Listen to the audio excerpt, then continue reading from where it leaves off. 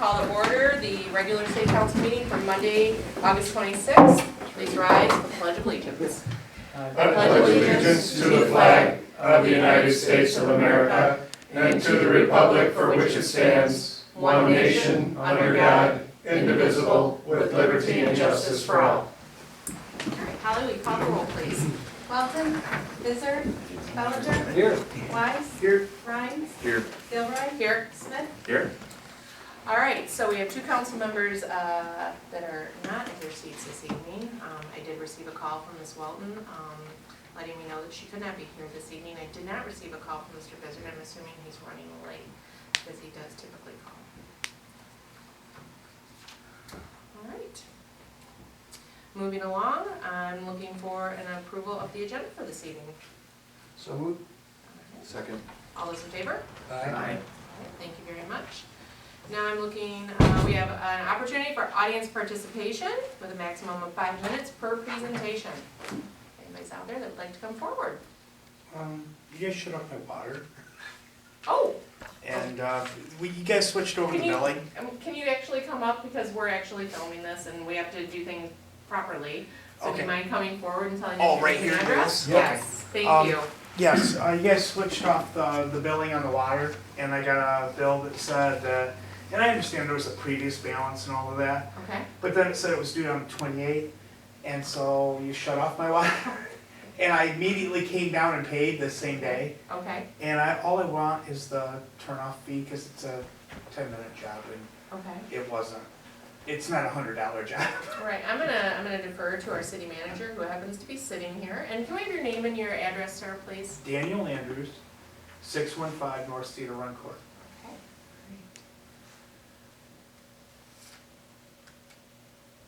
And it's technically my fault, I guess, but I'm just saying, And has your water been turned back on? yeah, Okay, I mean, all right, it was great. within minutes. Okay, all right, great. Corey, will you follow up with this gentleman? So we, as staff, we don't have the authority to overturn a shut-off, turn-on Okay, fee. okay. We charge it universally if we have to turn the water off, Okay, and that's part of the process. Okay. So if your water is turned off, ultimately, we charge that fee, it's $100. And what's that fee based on? What's the $100 based on? Yeah, so it takes into account the staff time that goes into getting to that point. So $100 every 15 minutes? I'm saying the staff time internally. Internally? Yeah, so processing the shut-off notice, getting the shut-off list together, having staff go out, turn it off, and then return to turn it back And on. you really think that's $100? That's the, Look me in the eye. That's That's the fee. $100. that is our fee, That's your fee. right? But man to man, is that worth $100? Within minutes. Within minutes of it being turned off and minutes of it being turned on, you're telling me that's $100. I'm not gonna And I go talked to back the and forth lady. here, so. Well, you're just not, so you're just gonna say, I'm not gonna discuss I'm it. saying- You're not validating anything. You're just saying, I'm not gonna discuss it. That's Archie Bunker logic. That's just case closed. What I'm telling you is, there's a fee that's authorized by ordinance, we It's administer the authorized, fee. but no, Right. validate it. Monetarily validate it. I'm not gonna do that right here at the moment. I've told you what goes into How charging do I the get it fee. validated? I guess you could make that request. I'm making it right now. I'm here. Mhm. I showed up. Give it to me. Tell me how I get that.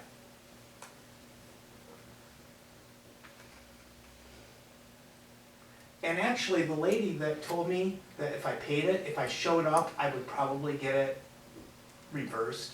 okay, And now I'm here, and, I've been shamed. I got my water shut off. Mhm. And you can't validate the cost. You're saying, well, there's this and this and this and this, but you can't tie it to any dollar. You can't say, well, it costs this much for this much for this, or this for much. You're just saying, that's just the way it goes. okay. So, Daniel, what I'd like to do is, I will have a discussion with city staff, but I understand your frustration.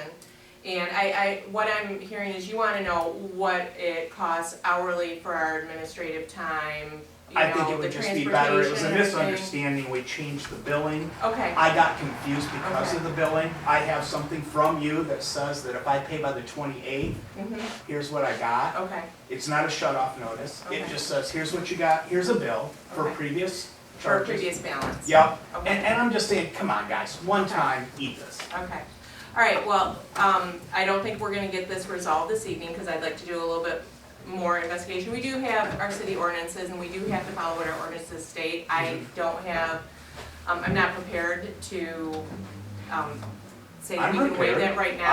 I have a I- bill that says due by the 28th. Sure, and this is the 26th, but that was for a previous bill. Yeah, Um, and it's on here. It's Okay, on here. It Okay. doesn't say shut off. It Okay. just says, I mean, it's your own document. okay. All right, well, if you wouldn't mind, if I could get with the treasurer tomorrow, Rachel Pinner. All right, And why are we building more parks and paving pieces of roads that are already paved behind DNW? We restructured that, we had one-way paving that. Okay. But yet we have terrible stretches of our roads that are not. sure.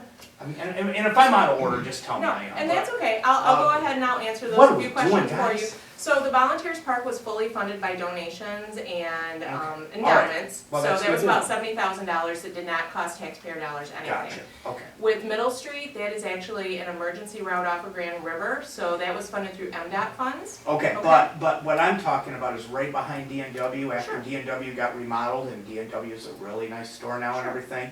But then somehow last year, we stripped up a section that was perfectly good road and repaved it. But then we have parts on, Church Street Sure. and Putnam that are just disasters, and we don't do anything about it. Sure. But we get these beautiful new dump trucks and this new, facility behind, where I work in the industrial park, where we built new buildings. Okay. And guys, I'm really, and I understand we're not gonna solve this tonight. Sure, I'm really confused at what we're doing as a city. okay. I mean, the average cost of a car is what? Anybody shoot me a number? I can tell you that I saw a Ford Expedition for $70,000 over. Okay, well, that's an at Perry. expedition. I don't have an expedition. And I but- don't either, but that but- was the most recent sticker that I've My seen. car's $30,000. Sure. And we're driving it over these this is a nice town. Sure. We've got a good tax base, we've got some nice subdivisions in the peripheral, and yeah, it's just a mess with the roads. We're just not, from my point of view, Mhm. and I'm here, and I'm not gonna come again, so don't worry about it. No, But it's just terrible. It's just, it's hard to understand Sure. what we're prioritizing. sure. We have a And- small town that's landlocked. Even if we get a good business, we have very little room to park. It's just, I don't know, just don't see anything that's forward thinking in this town right now.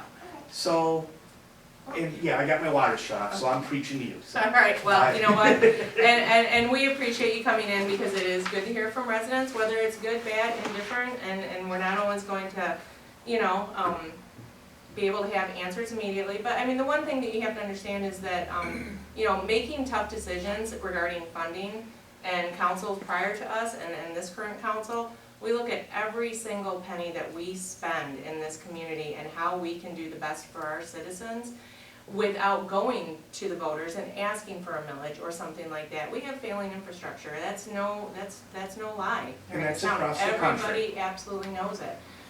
But we also have a community that's not disadvantaged according to the Department of Treasury of the state of Michigan. We have a very high tax base here, but you also have to remember too, this is Ingham County. It's the capital seat of the state. We have a lot of millages that affect other areas in this community. So when people say that Williamston has a high tax, if you look at that, we get less than 22 cents off the dollar that goes into this community. Everything else is going out to the Right. county, the state. Right.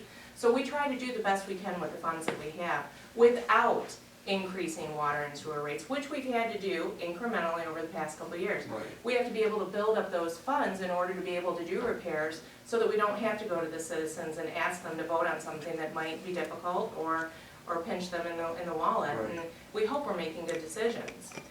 And you're absolutely right, we've got infrastructure needs and we have to figure out how to fix it instead of making it a next council problem or, you know, just, you know, rotomilling all of our roads and going back to what Mill Street is, and we certainly don't wanna do that. We don't wanna give up services that the community has, like snow removal, leaf pickup, limb and branch removal, city lights, 24/7, police department. So we have a lot of tough decisions that we make at this table. It doesn't go unnoticed. No, I understand there's decisions that have a lot of dollars involved. It just seems to me, like I watched during the winter, I watched the trucks plow the roads all day long. Sure. After they're clearly plowed.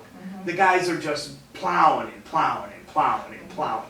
I mean, and I work next to the industrial park on the south side of town, and I watch them out my window, off my office window, and I watch them just plow and plow, and I'm like, what are you doing? Why are we paying for this? And I think there's a missing link somewhere. I'm not saying this is a terrible town and I hate it here. I just think that we're not clear right now. I just don't think that we know. I think maybe we're splintered in what we're trying to do. And if we're splintered in what we're trying to do, we're probably not doing the biggest priorities first. I mean, people joke about driving through this town and how you bounce through it. I mean, we redid, Putnam, on the, would be the north side. And we didn't redo the curbs. We just repaved it about 10 years ago. Well, that was doomed to be cobble in a couple of years because there was no place for the water to go in the winter. It froze under and it ruined it. And anybody with any common sense would have known that that was not going to work. It was wasted money. But nobody did. And it happened, and now it's cobble again. And so I'm really frustrated with those types of things. And then I'm frustrated, and then when I get this on top of everything, which, you know what, on a technicality is probably my fault, but then I asked you, sir, and you're like, well, it's just the way it is. You didn't have any numbers. You didn't have any, hey, this is what it's based on. You just said, I can't talk to it. I can't talk to it, it's just the way it is. And that's not a good answer. That's not... In fairness. I work for a Fortune 500 company, and if I sit in front of my boss and go, well, there's a lot of things you don't understand, boss, that there's a lot of numbers, just, it's the way it is. I think you're mischaracterizing what I said, and in fairness, I'm not I wasn't mischaracterizing prepared. anything. You had no answers based on anything. I wasn't prepared to speak to that this evening. Right, then just So say that I'm not had I prepared gotten to the speak call- to that, and I'll get back to you. And I'll do the best I can to help you, but you Fair just enough. basically tried to dismiss it and say it's the way it is. That's what you did, period. Anybody disagree?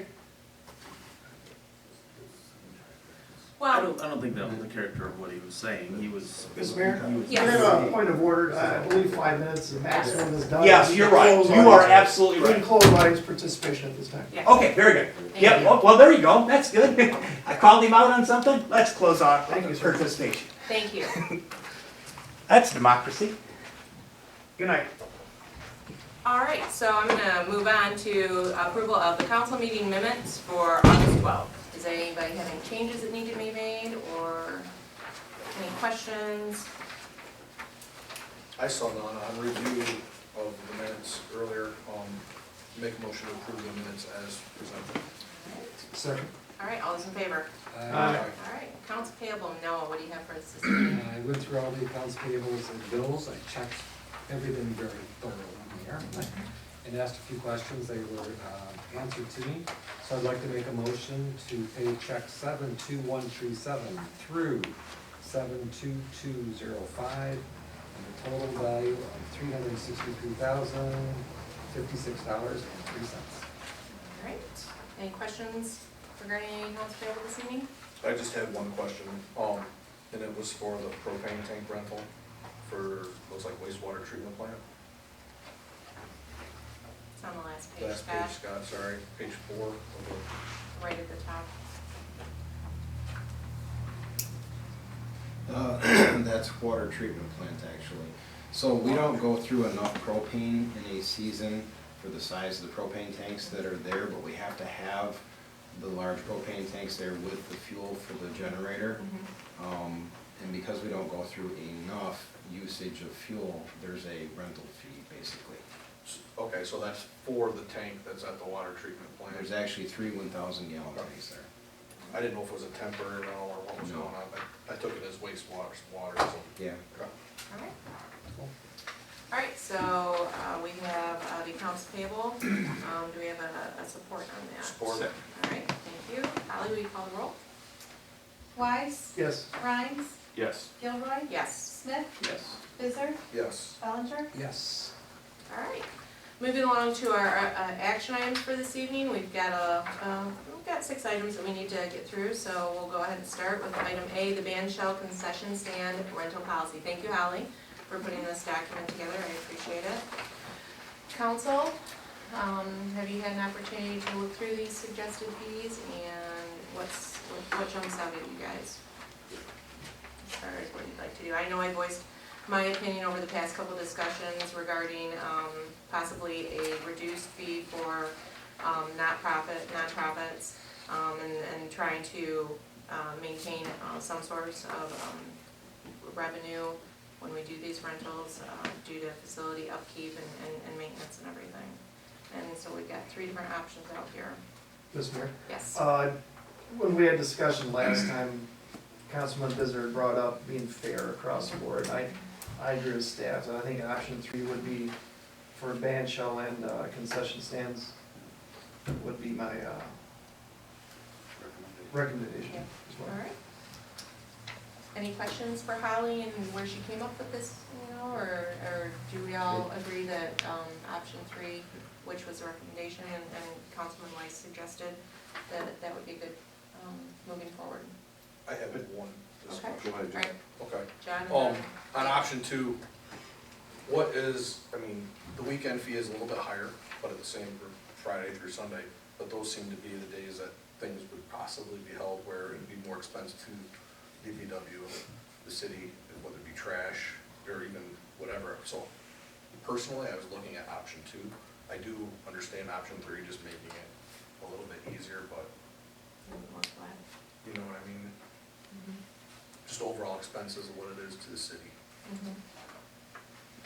I guess I'm open for. Now, my question is that, so with option 3, flat fees any day of the week, it's flat, so if somebody were to do an event at McCormick Park using the band shell and the concession stand, and it's any day, and it's a non-resident, is it $35 flat fee, or is it $35 per day?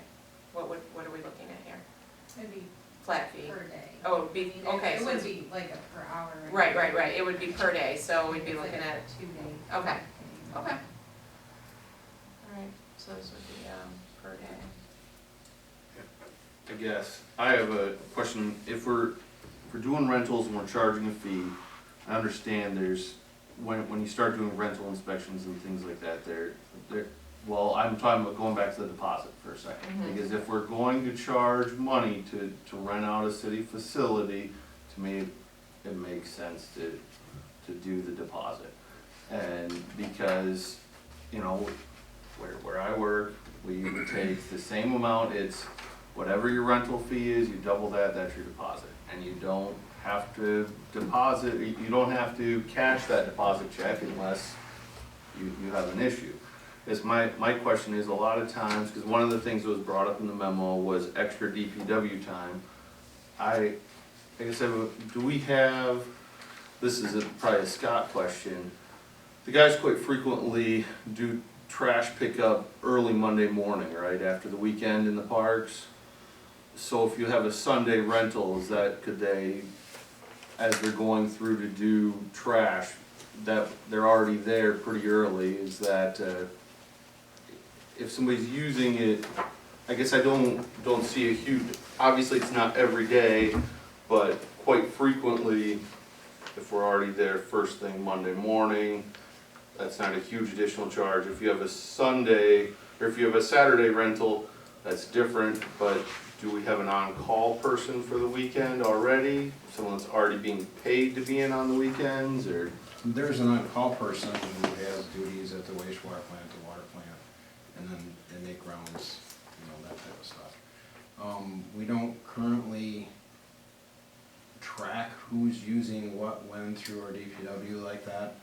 So we would be having to add administration to keep track of who's using it when, and then following up and do inspections and so forth. It hasn't really been an issue Right. with the usage in, you know, when someone's using the band shell or the concessions, it's been rare that there's been damage due to that rental usage.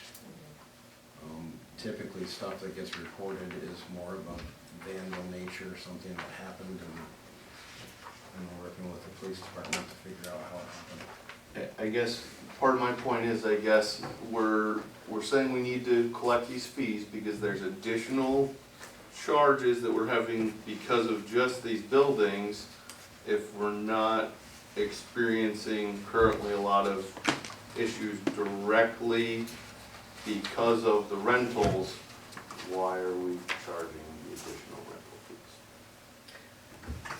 I think the city's been forking the cost out all along. I mean, the typical wage for somebody with benefits and that, I'm sure is more than $40.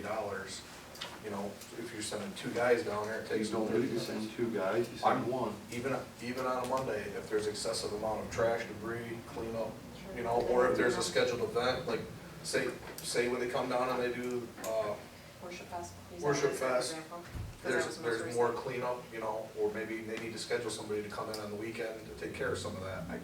I guess that's what I was just asking, would be covered by a deposit if you're having to do all that, and I'm hearing that we don't need to.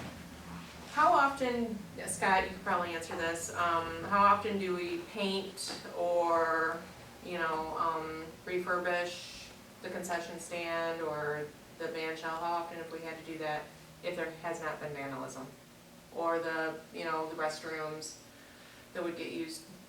They all have their original paint on them, Okay, outside so of we've not having had to to fix do anything something like from that? vandalism. Okay, They're not that old yet. right, My understanding of this whole process was that we're waiving a substantial amount of fees, and we need to have about $2,000 worth of income just to do regular maintenance, regular fix it, help them pay for trash or whatever. But on the other hand, your idea of putting a deposit down adds really a non-added value, because all of a sudden, I've got Holly and I've got everybody else coming in trying to track this, track it down, get it back.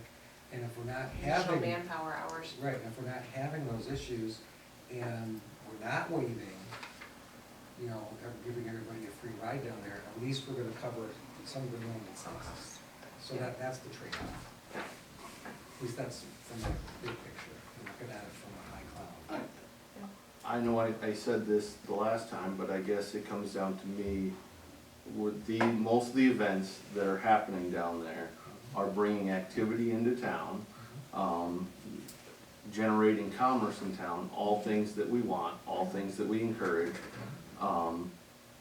When I looked at the expense report for the last year and a half that they gave us, if you took out 3 line items, we spent $687 in a year and a half period down there. I see the way this is going. Number 3 isn't a bad option. I guess number 3 isn't a bad I just think that we don't charge for any other parks. We are blessed to have a park that was fully funded by donations and everything. option. But, We spent $10,000 on the site plan for that. well, that is true. But for, you know, $70,000 compared to 10,000, it was a small amount that the city had to put forward. I just think that we need to be a little bit, you know, more responsible with trying to at least collect something. Unless you guys just wanna, you know, we might just give everything away for free. You know, I mean, not collect anything. So do we have a motion right now at all? Mr. Royce made a motion. I'll make for a option motion 3. to accept recommendation of staff of option 3 for both band shell and concession stand fees from this point forward. Do we have a support for our motion? I'll support it. Any other further discussion by any council members? Okay, Holly, will you call the roll, please? Grimes, Yes. Gilroy, Yes. Smith, Yes. Bizzard, Yes. Bellinger, Yes. Weiss, Yes. All right, well, as we get new applications that come in, if we have any concerns, voice to us, please let us know, once we put that into effect. All right, our next action item this evening is the agreement for the waterborne pavement marking placement. Corey? All right, this is a pretty standard item that we've had in the past. Once a year, the county comes through and does pavement marking on their roads that are outside of the city limits. They have to go through the city limits, so they offer us fair pricing to do the city markings as well. This would be on Williamston Road, Putnam Street. So there's a request in the packet to approve the agreement that the county has drafted and asked us to enter. Okay, all right, pretty Discussion real straightforward. fast. Yes, go ahead. Have we been evaluating whether the road needs to be restriped on an annual basis? It's the best to do it on an annual basis, Okay. especially for the high-traffic roads. It includes Lynn Road as well. Okay, so another question. We looked at maybe, I don't wanna use the word mill, but I noticed on the highway now they're cutting down just a little bit where when they're plowing, they're not taking the lines off. I actually out on 96, this is what happens when you get backed up in traffic, you have to look out the window. Yeah. So I noticed that and I thought that that was a good idea. Is that something that we've looked at or possibility looking at to where we're not, when we're plowing, rubbing our stripes off the road and cut back on? Well, some of it goes with the type of pavement markings they're putting down, Okay, the paint versus, you know, a lot of times they'll mill and they'll inset the plastic type markings, okay, which are much more expensive, and the milling part is more expensive too. When you look at how long they all last on this type of a road section, it kind of is a toss-up. I'm sure it's all new too, Yeah. so. The highways get a lot more traffic volume, Mhm. so whatever they can do to reduce the wear on those Right, for the cost that it goes, that's a decision that Right. MDOT makes. Good question. Yeah, great question, thanks, John. We do look at that, John. I'm just looking at ways if we can save some money. There have been some intersections around town that are higher traffic volume, and we've experimented with doing that milling and insetting and so forth, and then evaluating how long it lasts and whether the plows peel it up or not. Do you have a date and a time when this is scheduled? It's whenever the county contract goes through. Weather.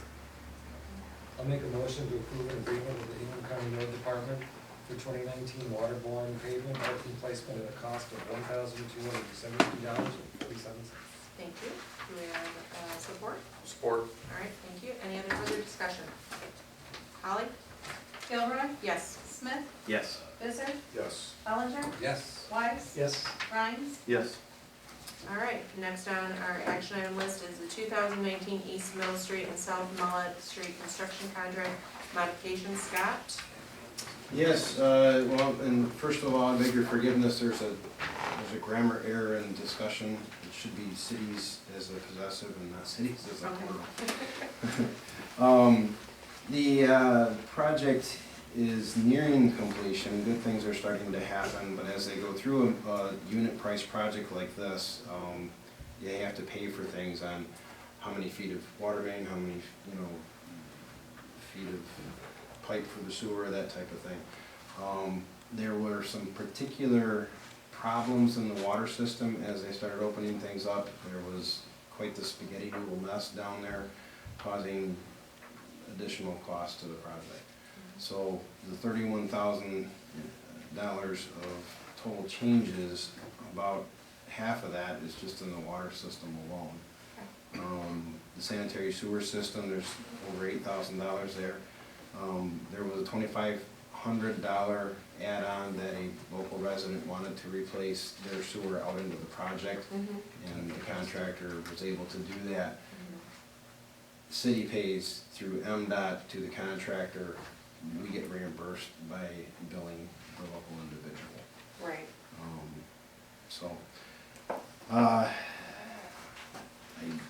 I do anticipate that there's some more contract quantities that will be taken care of.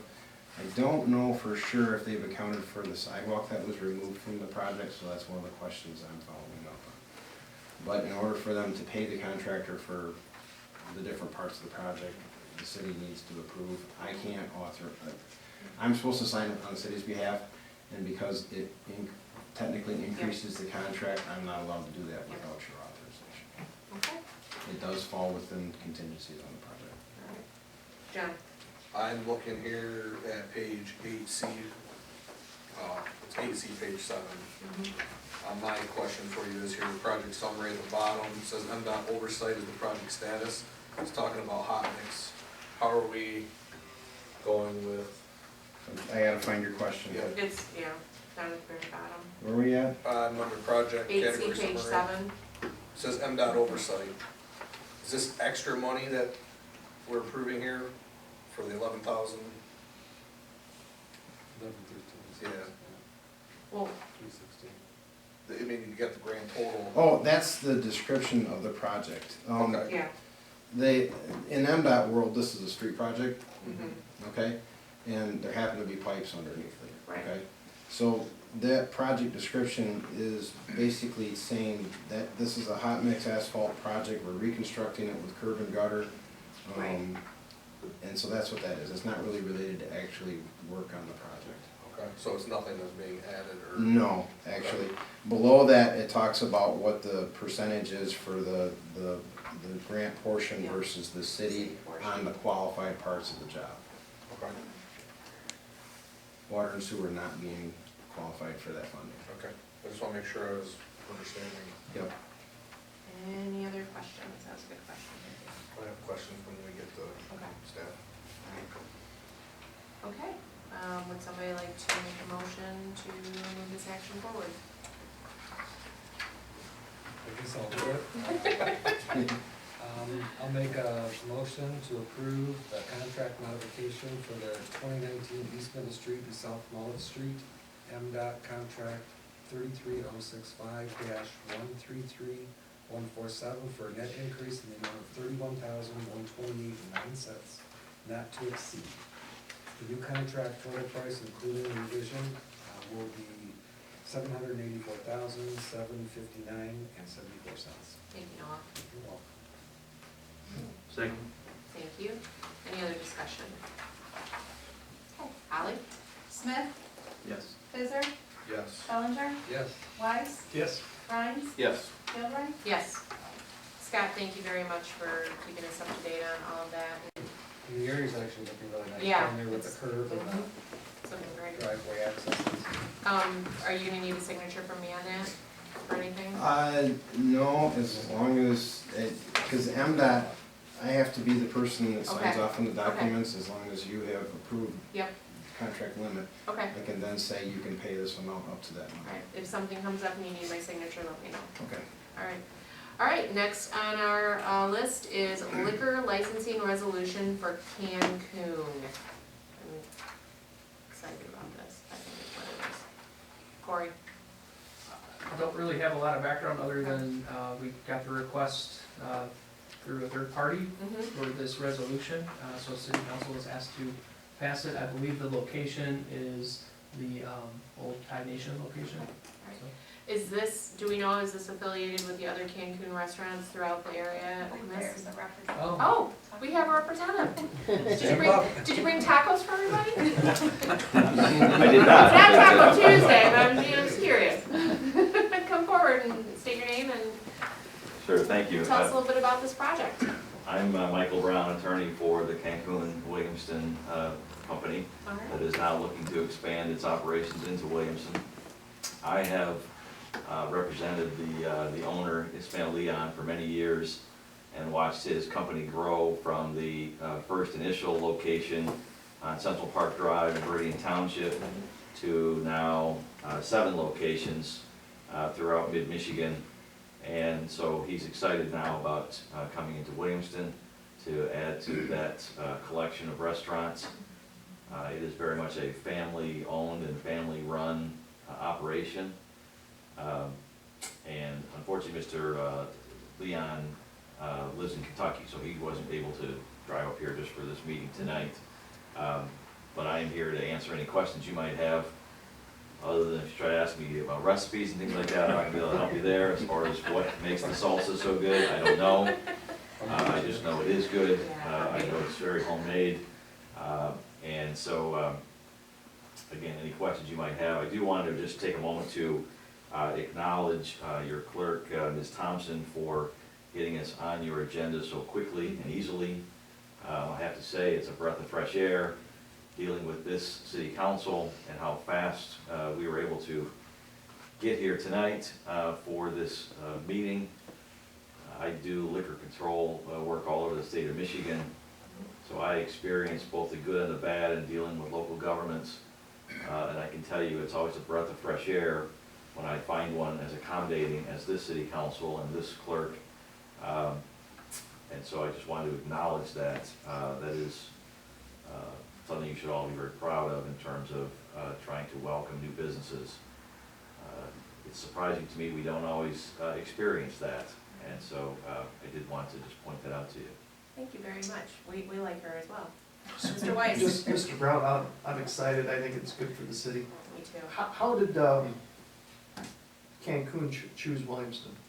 I think it's great, I just Yeah. kinda wondered. Well, I think it's a combination of factors. As I indicated, Mr. Leon started in Meridian Township, opened a couple locations there, then sort of branched out west to Delta Township and Grand Ledge, and then actually had a place a little further north in Alma, and then found an opportunity in Saline.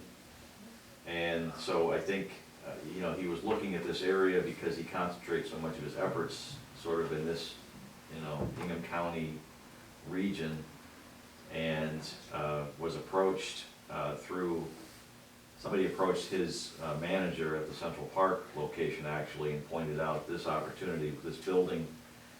And then when we researched and figured out that there was still a license, a Class C license available here in Williamston, that sort of sealed the deal that this is where he wanted to go next. So it's just a little bit of research and a little bit of fortuity that led us here to Williamston. Great. Well, I'm excited because I live right across the street. Oh, well, there you go. Yeah, Never turned down a taco, and Cancun is very good. I'm glad to hear that. Yeah, well, we're excited. It's always great when new business wants to call Williamston their home and everything, and we have a lot of unique restaurants, but I think this is one thing that's been missing. So, And if those of you who have visited any of its other locations, you know that all the furnishing is handmade in Mexico and imported here. You know, the menu is very large, a lot of different options. The tortillas are homemade. They're not you know, bought in bulk. They make them. They make their own salsa. And so it's a product that has, like I say, grown from one location that I think was in 2006 was the first restaurant here in Michigan. He had prior restaurants in Kentucky sure. and then came up here. And so in the span of 13 years has, as I say, added 7 other locations. Excellent. Does anybody else have any questions for Mr. Brown? No? All right. Thank you so much for being here this evening. We Thank you, appreciate my it. pleasure. I have a question for staff. Our Class C, do we have just this one available in the city?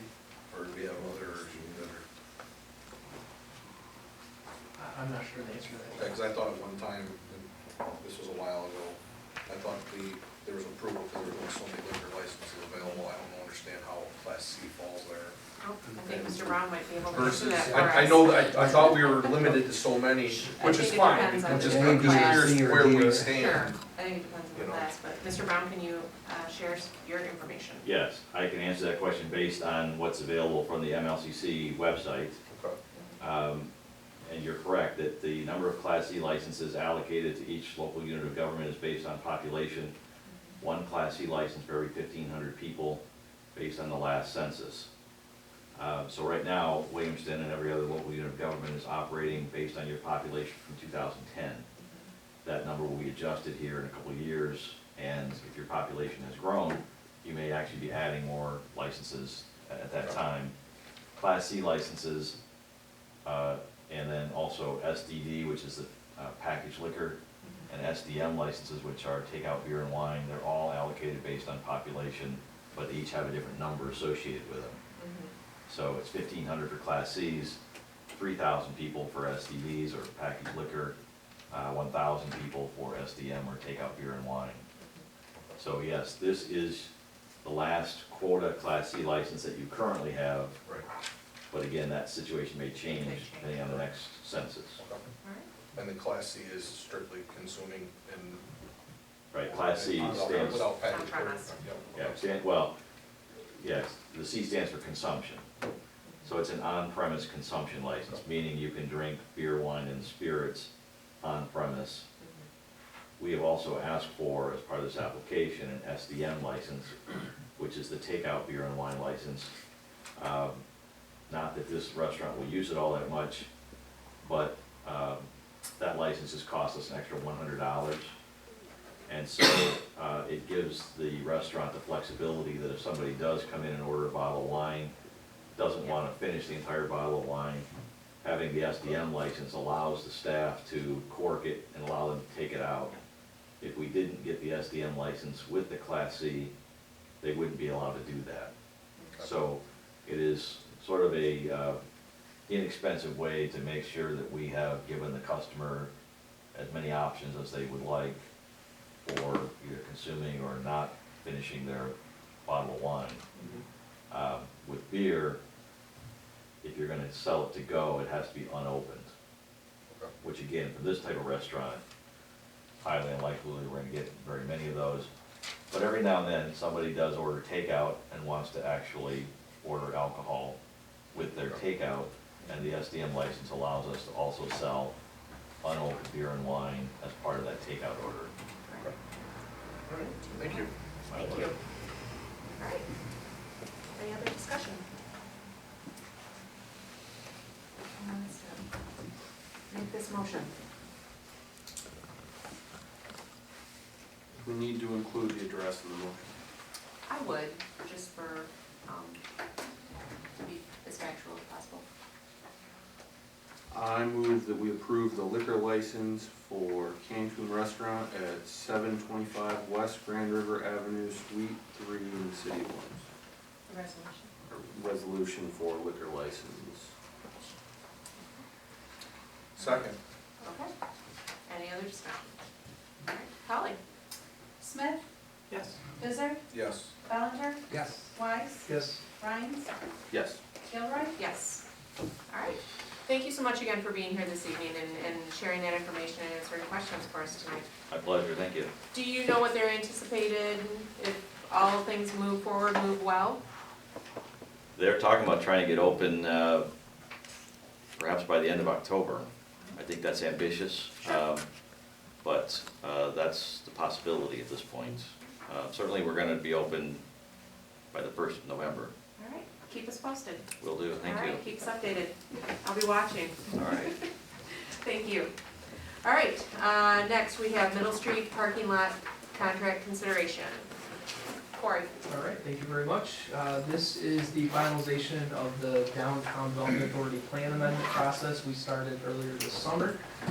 We received bids on August 12th. TCI Inc. of Michigan was the low bidder. You may recall that we asked for bids for this year and next year in anticipation that the bidding environment may not have been favorable this year. And yet we got a price from TCI that we felt very comfortable with, that was within our engineer's estimate. The DDA acted on this at their meeting last Tuesday. Their action was to recommend that City Council authorize the contract, which ultimately would be signed here by the mayor and clerk. So tonight we are asking for approval of the contract with TCI at a cost not to exceed $249,182.10. That is the complete reconstruction of the Middle Street parking lot, the Red Cedar Grill lot that we are executing an easement on, as well as the provision of a sidewalk within the parking lot, sort of behind the businesses that front on Putnam Street, some work in the alley, and dumpster enclosure. So this project is completely funded by the DDA fund. It is funded via the cash balance that we've accumulated. The DDA over the last 4 or 5 years has been gradually saving for this project so that we could do it with cash as opposed to bonds. We're very excited about it and hope to get it done this year. And the plans look great. DDA has put a lot of hard work into this, a lot of effort. Attorney Gormley has had a lot of meetings, and it's really gonna make that quarter of the city, it's gonna be a huge improvement, and I'm excited about the project as well. Any questions regarding any of this? I know we've had a couple of meetings come forward regarding it. Dan, you look like you want to say something. I guess I'm glad that TCI came in within the budget for the project, but it was the disparity in the two bids was a little shocking. Do we know why TCI was so much cheaper than F&V? Because it's nearly 75,000, so that to me seems like. Well, keep in mind, they're closed sealed bids. You get, I don't know where, well, I don't even know what the other company was called.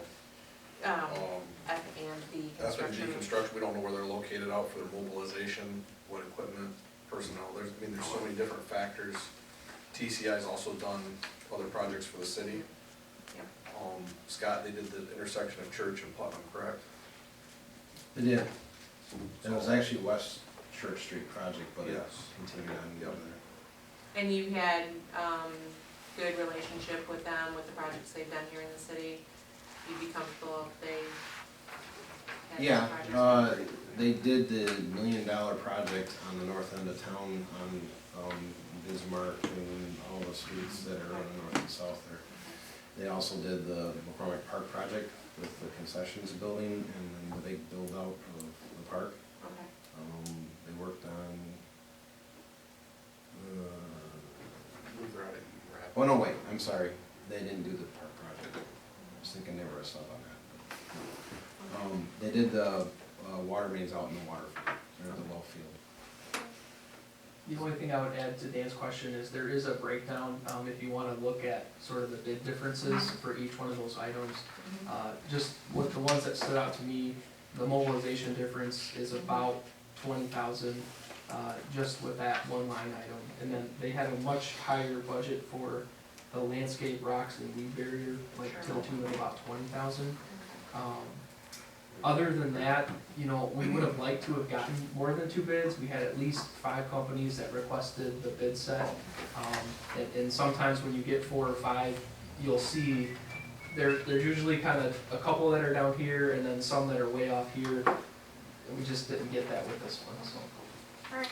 And another thing that's a bonus for us is the fact that price has not changed if it is not completed within the season. Right. If you look at the 2020 prices in 2019. I wasn't trying to argue for a higher price. Oh, no. I'm just- Sure, I mean, 75,000 is a huge gap. I think it's a rarity that it's, they maintain that, because you don't know what your cost is gonna be next year Sure. when you come back. Sure. I think we also heard that F&B was having a difficult time getting firm prices from some subs. Okay, Yeah, that's, That can play into uncertainty in the bids. alright. Okay, I'll make a motion to authorize enter into contract with TCI Incorporated of Michigan for an amount not to exceed $2,490,182.10 for the Middle Street parking lot project. thank you. Thank you. If there's no further discussion or questions, Holly? Bizzard, yes. Bellinger, Yes. Wise, Yes. Rhines, Yes. Gilroy, Yes. Smith. Yes. Alright, that concludes our action items for this evening. We're gonna, Nope. oh, no, sorry, Right-of-way no. license. I was gonna gloss over the postal request. Right-of-way license for the US Postal Service collection box at the industrial park. Looks like they want to have one centralized location, for mail pickup and drop-off. And that makes sense, right there on the island. As a staff, when they came to us with the request, they had mentioned Industrial Park Drive. I think from policing, DPW, City Hall, we were all felt comfortable with that. Okay.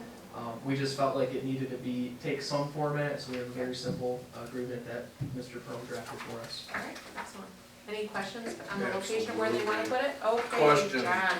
This is going in the island of the industrial park, correct? There, you can't really see this. Okay. but- Did we having to add, or is there any cost to the city adding concrete or sidewalk access to this? No. Is it just a pad and They basically basically put it on, he described it as some blocks that they Okay, attach it to. And so what the agreement stipulates is that if they ever were to take it out, that they would repair it to the condition it was before. Okay.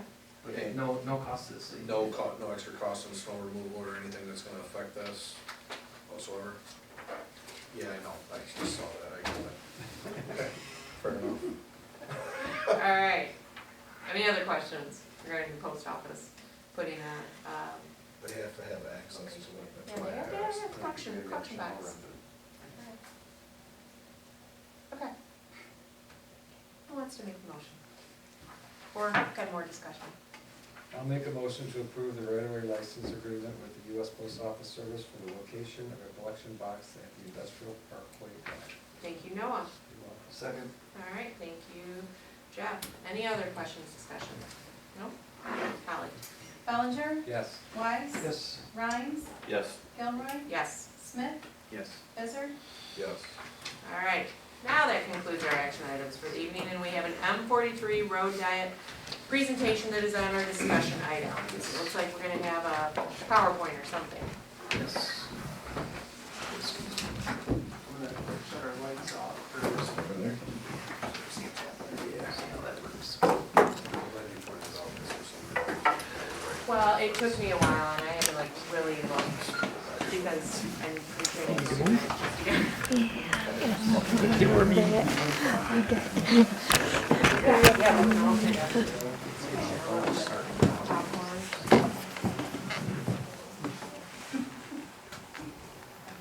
Corey, need a laser pointer? I can go get one. I got one, actually. Yep, I got it right here. I think it'll get a little. oh, it has Diet, come The diet, right, salad, broccoli. Is that a little better? Yeah. Okay. Turn around. All right. All right, we'll try to keep this brief, but we do have some information to share on the M43 road diet concept. As a little bit of background, the city has talked about this for a couple of years now. The city council in 2017 passed a resolution basically initiating the process with MDOT regarding a road diet for M43. For those that maybe weren't here in 2017, a road diet is the process of taking Grand River from a 4-lane road with 2 eastbound and 2 westbound lanes to a 3-lane road with 1 westbound, 1 eastbound, and then a center turn lane. The reason for road diets, in certain situations, they can promote the better vehicular and pedestrian safety. I think in our case, a lot of this has been driven by the desire to improve pedestrian safety, particularly at the 4 corners. So to kind of give a recap of what we've done so far this year, this was identified as a continued council goal back in December. Since that time, Chief Young and Scott DeVries, our city engineer, and I have met with MDOT on 2 occasions. The first time was to basically review and renew the discussions and to talk about next steps. From that meeting, they actually took data that the city had obtained a couple years ago in a traffic study, and they used their simulator to provide us with some of the pictures and videos that we're going to see tonight.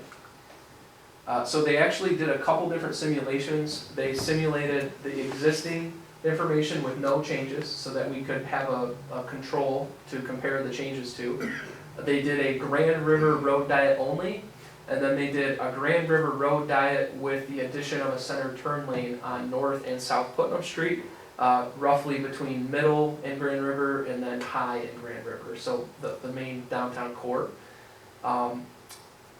They also show with each type of those a morning from 7 to 8 a.m., a midday peak, which is noon to 1, and an evening peak, which is 5 to 6.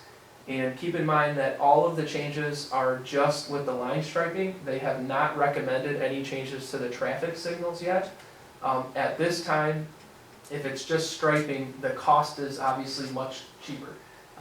Line striping would be done by MDOT on M43, and then the city, pending different options, would be responsible on Putnam Street. So I've got some videos. I wanted to start with a couple screenshots. It's very difficult to see due to the small screen. But I wanted to kind of go over a couple key points here before we dig in. So this is a screenshot from the simulation that they ran. And at the top there, I have NI for no improvement. So this is the existing scenario, morning peak, 7:15 a.m. You can see what's interesting is there's a lot going on in this corridor as we go through these, maybe not so much here. And so it's interesting to look at this, comparing the hard data that was obtained versus maybe your individual experience, which is more anecdotal. But nonetheless, offers a nice way to kind of compare what you see here. One thing I want to point out as we go through this, there are times when we see some backup back here beyond Middle Street. I personally didn't go out there today. School started to see if traffic was backing up. But I think there was one aspect of the traffic study that this couldn't model, which is this is actually one lane, but people treat it often as two lanes. And so it's interesting when you go down here, you'll see in some of the simulators, they were able to capture some of those right turn movements, but they don't capture them here. And so we would just caution you that some of the backups here may be exaggerated. And we're safe to say that it's not necessarily when they're heading north, they're making a right turn, they're going around somebody making a left-hand turn and continuing straight. Whoops. I was behind yes. the car that was making a left-hand turn, I was going straight, and this guy behind me almost came in and hit me in the side. It's like, holy moly. Right. So I'm just going to kind of fly through these a little bit. So this was 7:15. By 7:19, you start to see some of the backup happening here, and then again here. And keep in mind the caveat with the model. This switches up and shows us the Grand River Road only, or road diet only. So you can see they've converted this down to the 3 lanes. One of the reasons we wanted to show this is it's just kind of neat to visualize this. Keep in mind it's not like a perfect simulator, so there's still a gap over here. They basically just showed us what the striping would look like. So you still see some of the backup as you go down onto Putnam Street. 7:30, a little bit wider view. This is again where we think that this is a little bit exaggerated, but nonetheless, when you look through the Grand River corridor, it's still pretty clear with the road diet at 7:30. This slide shows both the Grand River Road road diet as well as the turn lane on Putnam. So this is our first time seeing this visualization of what that would look like. So you can see we've got 2 lanes, and there's a turn lane, left turn lane that comes up right there. Same on this side, it expands into a left-hand turn lane to go that way, and then you've got your right or straight going there. So at 7:32, I wasn't able to do a side-by-side, but just down here, we see a big improvement where the traffic is not backing up past Middle Street. Coming southbound, there's very little backup happening at all, and then Grand River is still fairly clear. The midday screenshots are not as interesting. There's just not as much traffic going through there, it appears, as in the morning and evenings. And so I didn't take the screenshots of the no improvement and the Grand River Road only. This is just again to show you Grand River Road diet and turn lane on Putnam Street. This is at 12:33. I basically watched the whole video and tried to find the spot where there was the most backup here. And even at 12:33, you've got Barrett's here. I mean, you're about mid-block in this block of downtown businesses with the road diet, and not a lot going on north and south. So then this transitions into the night, so 5 to 6 p.m. This is no improvement, about 5:10. That's when things start to pick up a little bit when you watch through the videos. So again, a lot of the traffic is heading this way on Grand River. 5:27, just went out a little bit to show you what it looks like going north and south and east and west. This is Grand River Road diet only at 5:13. So you're comparing it to that. That's today versus Grand River only. And then at 5:26, this is again Grand River only. And so you start to see a little bit of backup here in the left-hand turn lane as folks are heading north. Interestingly, 1 minute later, this was like the most congested that I could find. So you've got a lot of cars heading north. Largely, oh, this is existing, so there's no turn lane yet.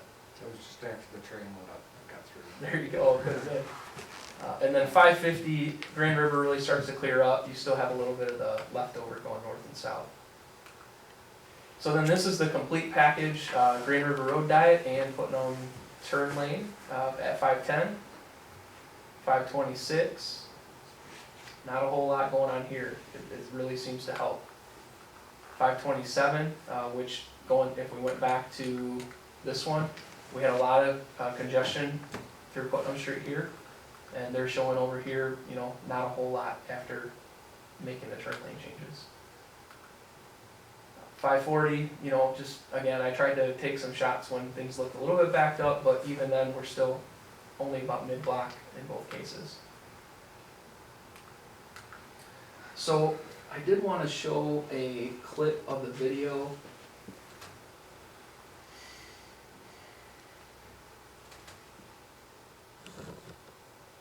Just to show you how we got this. Again, it's very small, so bear with us. This is the live rendering of today's condition at this intersection from 7 to 8 a.m. So up at the top, they start at 7, it goes to 8. They have it on a somewhat quicker loop, and so you can watch the whole thing in about 8 minutes.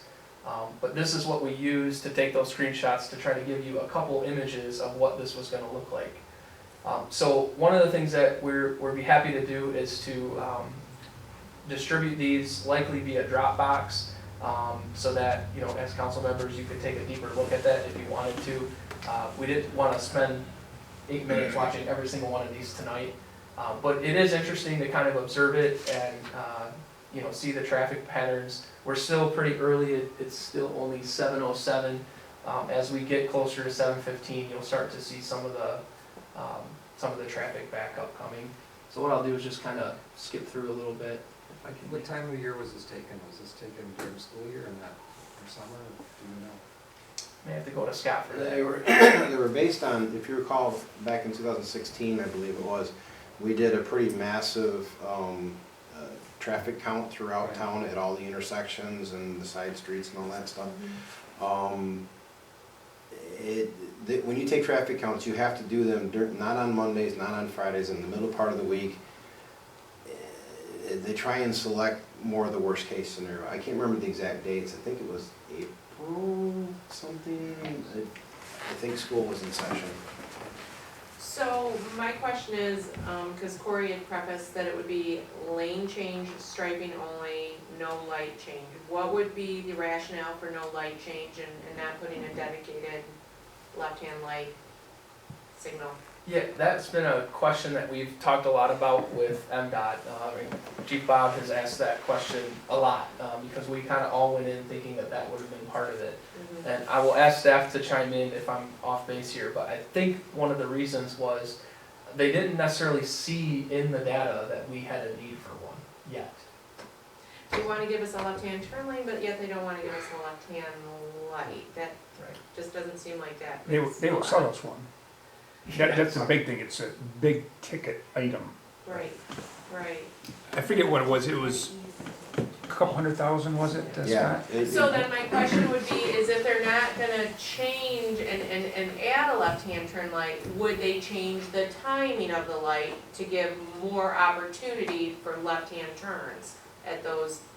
The timing was discussed and they were looking at using the information, the data, and trying to optimize the signals a little bit. Because it's been a long time. Corey, you remember how long they said it was? I think it's been years Yes. since there's been an adjustment. So with that being said, does this include any sort of Opticom or anything for emergency vehicles if we're gonna be changing the road so they have clear passage to come through? I know any standard signal, say Meridian Township now, on major roads has an Opticom system. I mean, and I know that's probably pricey, but I honestly feel you need to have a light. I mean, they can sit here and beat this data up all they want, but until you drive it, you're gonna have cars backing up in that turn lane. And they're gonna be sitting there and you're still gonna have cars going through and, I mean, striping is one thing, but people are paying attention to the lights, not necessarily the stripes in the road. That's my personal opinion, and Yeah. Well, Do we if know you if have they're the- talking to Opticom for it or no? So there's no light changes proposed. Okay. They're looking at it strictly as a striping program. And that's with leaving all of the current street parking in place, correct? Or are No. we losing street We'll parking? get to that. Okay, all right, You're gonna lose me. yeah, okay, thank you. All So right. again, I don't know how interesting these are, but MDOT went through a lot of trouble to generate these for us. I understand that, but I'm also looking at it, and I'm talking the traffic light if we were to upgrade it Opticom, because if you start coming through there with a fire truck or something, to make that right-hand turn, and you're throwing a turn lane in there, you know, it's a disaster waiting to happen, I can just see it right now. So the last video is, this is morning, this is with the road diet on Grand River as well as the turn lanes here. And they zoomed this one in a little bit for us, but right now we're at about 7:20 a.m. This is when things start to get going here. And again, you can spend a lot of time looking at this, but it's just kind of interesting to see the patterns. So they are modeling this without a change in the traffic signals. The only thing they've done here is change the striping.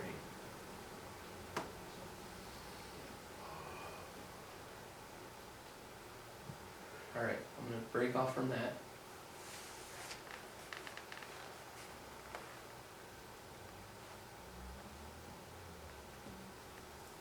And then I guess my follow-up question would be is, what is put in place for if we do change striping, what is alerting somebody that there's new striping on the road? Are we gonna have any type of signage coming up? Because you know, there are certain signs that say, new signal ahead, you know, that type of thing, so, They're gonna have to change certain signs. yeah, yeah, but I'm just, Yeah, we would have to talk to MDOT about that. Okay. I'm fairly certain that they would come up with an advanced warning system.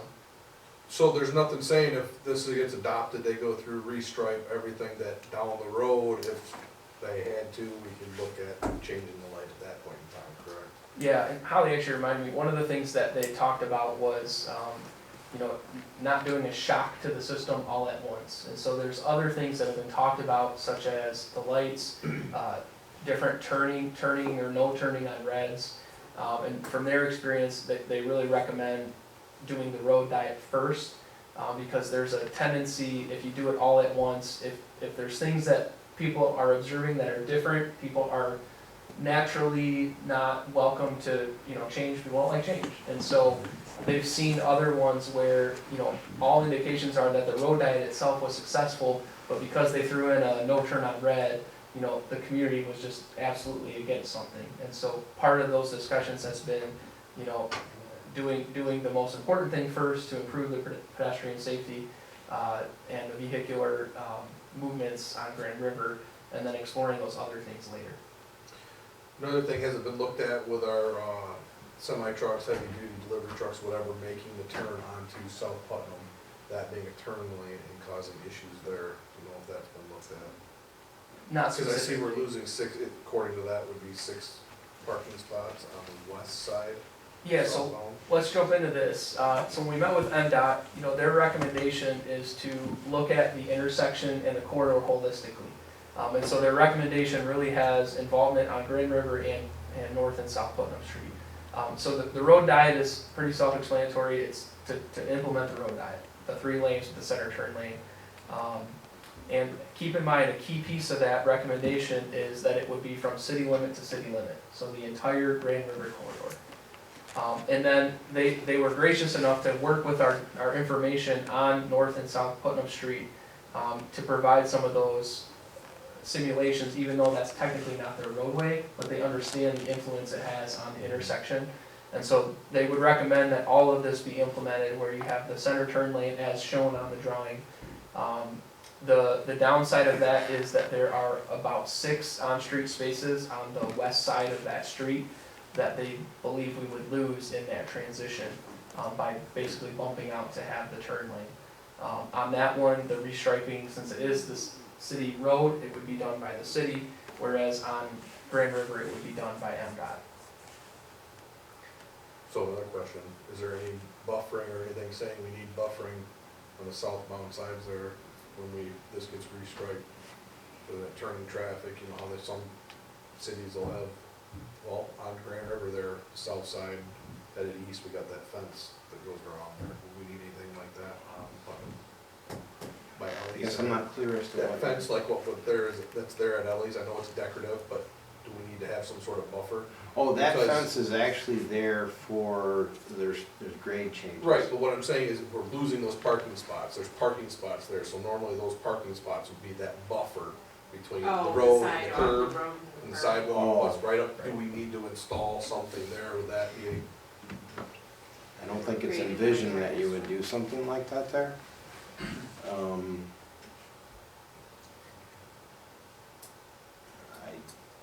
I don't know if it's required, you know what I mean? It wouldn't be required. It would be something that the city would Okay, determine they wanted, you know. okay. And then with our parking lot project, how many parking spots are we gaining there on the east side? It's safe to say it's a net zero. Okay, Yeah. fair enough. I'm just Yep. thinking here, if we're eliminating, we need to, The reason it's a net zero is because people are finding ways to park in there, even though they probably shouldn't be parking the way that they are. Yep. And we've gone through and kind of counted and said, well, how many cars have actually shoehorned their way in here somehow? And we've accommodated for all of that yep, in real parking spaces. So continuing with recommendations from MDOT, so it's been about 2 years since City Council passed that resolution in 2017. Since then, 4 of the members have changed, and so one of the things that they recommended is to be sure that this is still something that this council wants to continue to pursue. There's a secondary thing about exploring that with some of our boards and committees, such as DDA, that's a big one, and possibly the Planning Commission, envisioning something just like this to try to start generating some of that feedback. And then really, MDOT's biggest thing is that you have some public engagement. MDOT has some experience with that and would help us with some of that. But they prepared us for the fact that, you're changing a road that everybody in your community uses every day. And so you're talking about major changes that it's best to help encourage and promote and engage with the community about those changes. For us, I think we look at it as largely, it's an improvement for the vehicular traffic particularly at the Four Corners. But as council's aware, a couple months ago, there was a lot of citizens making comments online about the pedestrian safety across Grand River, and that goes through the whole corridor. And so there's a lot of data that road diets are helpful to encourage more walkability and promote the pedestrian safety, particularly when you're crossing a heavily used road that has 4 lanes. Even with bump outs that we have at certain spots, it's still a pretty drastic thing to cross as you get in the corridor there. And so that was their recommendation. These things have been very successful. They actually gave us a couple examples to look at as staff. We went out and looked at a few in the Lansing area. And the thing that I took away was life went on. They made the changes, and some of them were 20 years ago, some of them were more recent, and you could just feel that they worked. Now we haven't necessarily gone down the path of ones that didn't. They did give us one example where it became a very big issue in that town, to the point that there was actually council turnover because of that council's decision. So I appreciate that MDOT has been very forthright in telling us the positives, the negatives about the process. And so with that, we wanted to deliver on the information that we said we would give you from MDOT. They were great in trying to get us that this month. Like I said, I've got the videos. They're really large files, and so if you do want to take a deeper look, please let us know. We can make sure that you get them. for public engagement, is MDOT willing to come and participate in that, I'm assuming? They are, yeah, I don't think they'll be at every single meeting, Right. however many we do, but, they talked about doing, some town halls and things like that they are more than willing to help us. So I know one question that will come up, are we adding any pedestrian crossings on Putnam or Grand River? Because that is a big concern, even with just the striping and no traffic light change, is pedestrians. I mean, again, tonight I told my wife, this was on there, she's like, one of her daycare parents walks her children there about 4 times that she can recall. The child's almost been hit, walking with the parent, you know, it's come that close. And I guess I'd also like to know too, if we could look into, what would it cost to upgrade our crosswalk lights to include audible?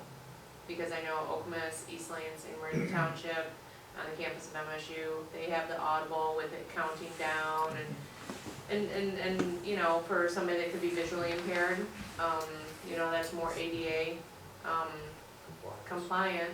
So I'd like to know what the cost to upgrade or improve that at the Four Corners would be. And I think if I'm hearing John right, are you talking about pedestrian crossing at Middle Street on Putnam and at High Street on Putnam? Any Or you could other also go place, I mean, down closer to McDonald's. I don't know if that's been looked at as part of this, you know, I know we talked about it when 304 Rivers Edge went in, Right. they made that sidewalk there, that they're hoping a crossing there, you know. Yeah. And I don't think Chief, we've not had any problems with the new crosswalk right there in front of 304 Brent's crossing over to Mechanic, have we?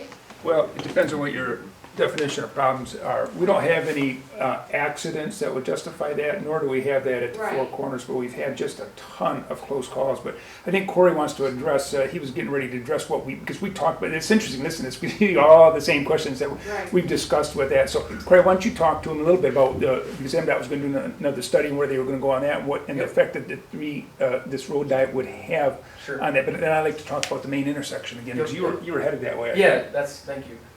So at Mechanic and 304 in particular, MDOT is planning to do they call it a pedestrian count or multimodal count at that intersection. They were waiting until school started, so I think it's planned for this fall. The reason they're doing that is there was not a justification to have what's called a rapid flashing beacon, or RFB, which is where you post it and it flashes rapidly as a pedestrian crosses. They have very strict guidelines on what level of pedestrian activity warrants one of those. And so at the time before the building was constructed, there was not the data to support that. That's why they just got the striped crossing. But they did tell us that they were planning to come back and do that study as we get closer to a little bit deeper into the school year. So that will not happen unless there's the count to support it, is my understanding. Okay.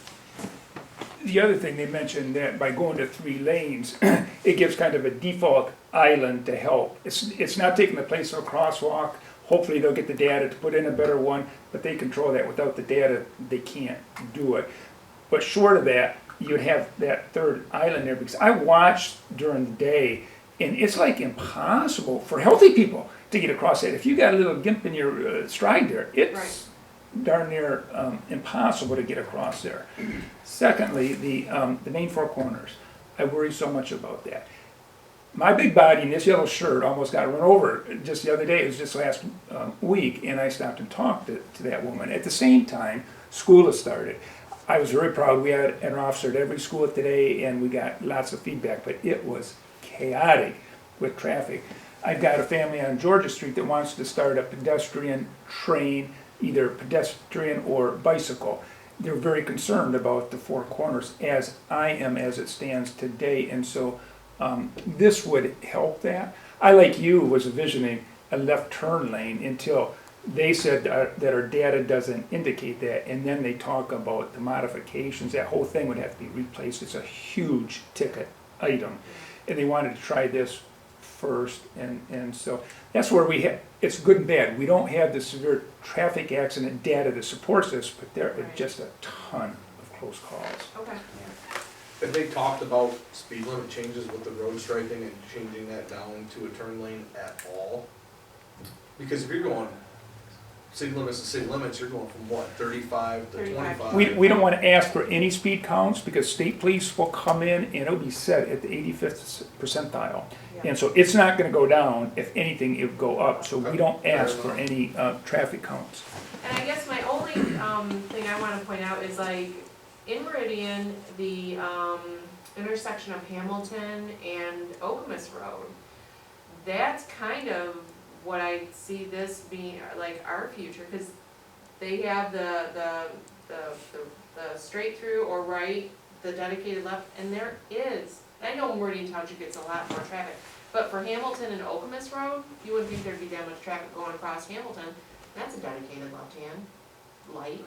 So I'm really hard pressed to find why they wouldn't wanna give us that option Yeah, of and that left-hand light. Bob mentioned it, we as staff went in and we were kind of pressing on a lot of the same issues with them. One of the discussions that happened that I don't think we've adequately talked about is that MDOT talked with us about, okay, now you're changing it to this left-hand turn lane. You have that, right turn and through. And we all know that right now people are kind of doing, in fact, Noah, you mentioned somebody went around you. By doing this lane change this way and making this left turn lane and making that other one, and they're striped, and you don't give that person the ability to go around, that helps eliminate some of that indecision by the drivers. And so they said that there will be some added benefit of that, relieving that. Because when you're opposed and you're waiting for that person to turn left, you're looking, is someone gonna swing around them when I'm gonna turn left, Right. And that helps that issue a little bit. And they talked about that with us as well. I see a lot of that problem, obviously, more north and south. Was there any part of this that looked at maybe just doing the diet on Putnam rather than affecting Grand River? That's a great question, Gene. We've not thought of it that way up to this point. I think from MDOT's perspective and ours, to get that complete solution, particularly at the intersection, they really think it needs to be both. Yeah. By doing Grand River as well, it does help relieve that Frogger issue that we've been talking about, like down at 304, because you're now going to one lane each direction with that center turn instead of those two lanes and trying to get across. There's nowhere for that pedestrian to kind of bail to. I have a feeling that'll slow traffic too, people are gonna. It does do that sometimes. There's two other quick things. I know we've been talking about this for a few now. As we talked about this, and MDOT talked about city limit to city limit. So you're talking basically from where it currently changes just after Zimmer Road, all the way out to the eastern end. There is a portion of MDOT where, of M43 where you've got either city limits on one side, township limits on the other, and then there's a stretch that's just in the township. And so there would have to be likely some interaction with the township or the county road department. That is something that they mentioned if you wanted to begin that road diet on the western end, from city limit to city limit. There's like a little bit of a stretch that. And you're talking between like Churchill Downs and that'd be on the south side of the road, correct, coming in? Yes. I don't think that should be too much of an issue. We did have a major accident there, so it's just kind of west of the fire hall. Yeah. And then the second piece that I was gonna mention is at the very beginning, I talked about road diets can be great in certain model situations. I didn't mention this, but MDOT, their traffic engineers have told us that our traffic counts and some of the issues that we've experienced at our very angular intersection, they think that we are a prime candidate for this. And so that was neat to hear, because there are some areas where you may not want to do this. But based on everything that they were seeing and the information we provided and their own experience, they felt like this was a really good situation to do it in, so. I'm curious also when they shut the highway down for accidents, how I know. traffic will flow. I definitely think my feeling is, I'd like to see the presentation, if you could please, because I'd like to just be able to kind of see it in a little bit bigger screen. Yep.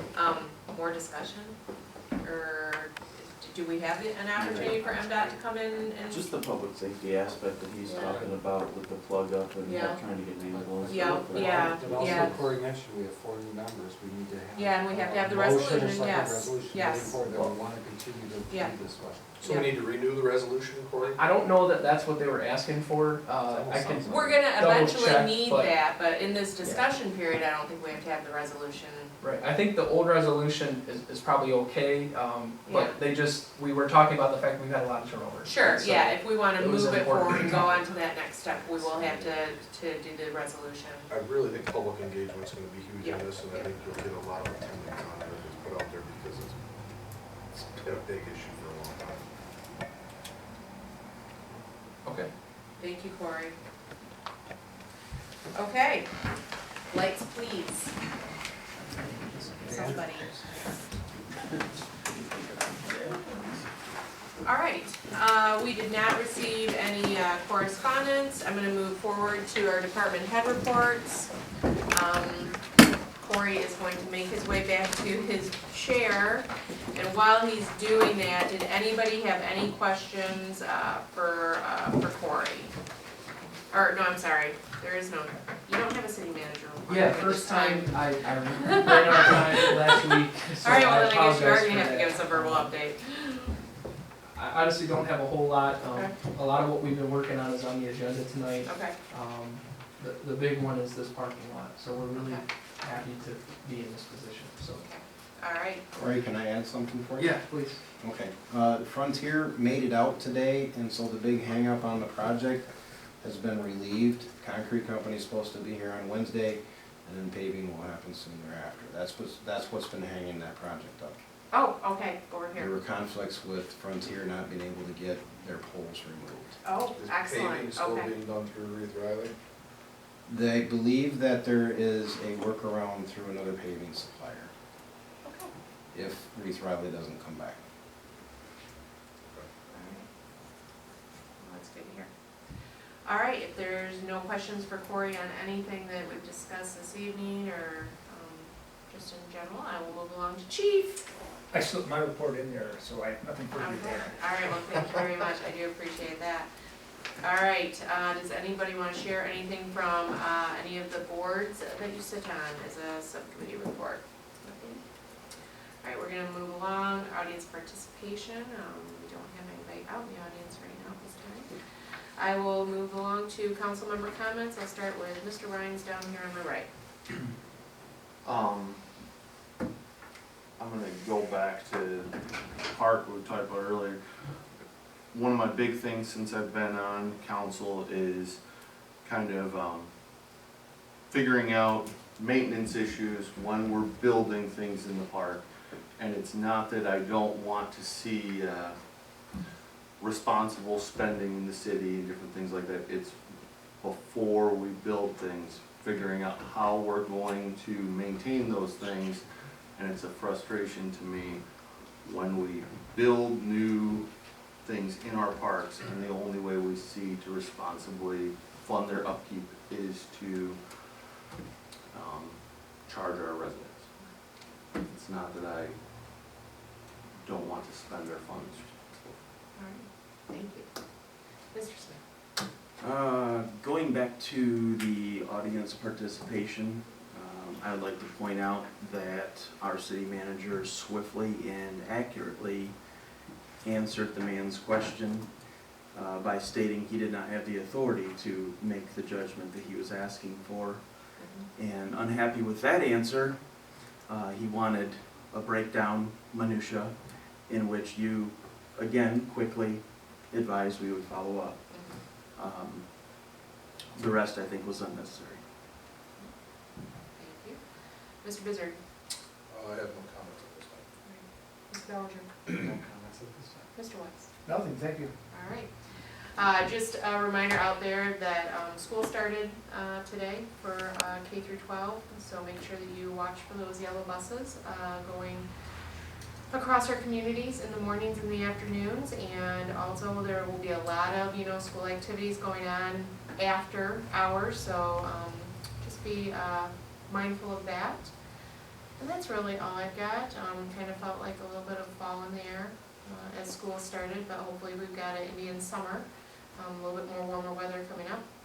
And right now I'm going to go ahead and we need to go into closed session to discuss the purchase or lease of real property. So I'm going to go ahead and make a motion that we go into, oh yeah, I'm looking for a motion to go into closed session, please.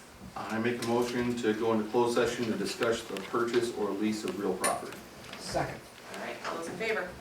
No, vote, roll call, Holly. Bizzard, Yes. Bellinger, Yes. Weiss, Yes. Rhines, Yes. Gilroy. Yes. Smith. Yes. All right. City manager to proceed as was discussed in closed session. Period? Yeah. That's it. All right. Second. All right, Holly, will you call the roll, please?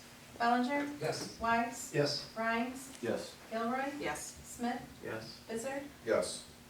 All right, thank you. All right, now I will look for a motion to adjourn this evening's city council meeting. Motion to adjourn. All right, Second.